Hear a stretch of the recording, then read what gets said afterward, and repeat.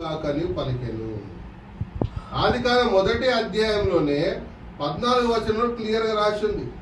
ఏమన్నది చెప్పురి. ఏమేమి తెలియజేస్తాయి? సూచనలు చేస్తాయి.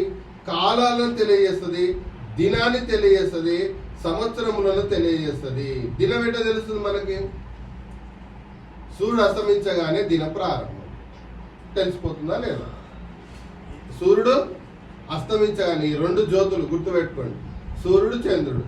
సూర్యుడు అస్తమించగానే దిన ప్రారంభం అని తెలియదు.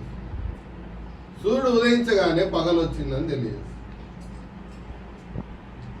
న్యూ మూన్, ఇప్పుడు నెల పొడుపు వచ్చిందంటే నెల ప్రారంభము అని అర్థం.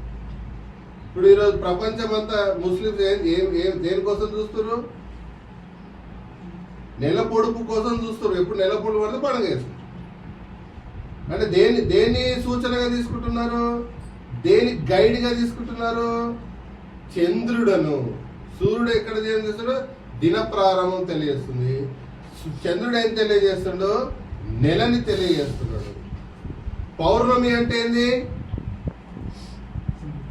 పౌర్ణమి అంటే ఏంది? హాఫ్ మంత్, సగం నెల అయిపోయింది అని అర్థం.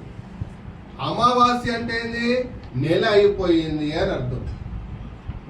అమావాస్య అంటే ఏదో తంత్రాలు మంత్రాలు అనుకుంటారు, అది రాంగ్. అది అమావాస్య మీన్స్ ఈ మంత్ అయిపోయింది, close the month, this month is close, ఇది అయిపోయింది మంత్. రేపటి నుంచి ఇంకో నెల ప్రారంభం అవుతుంది అని మనకు ఆదికాండములోనే క్లియర్ గా రాసింది.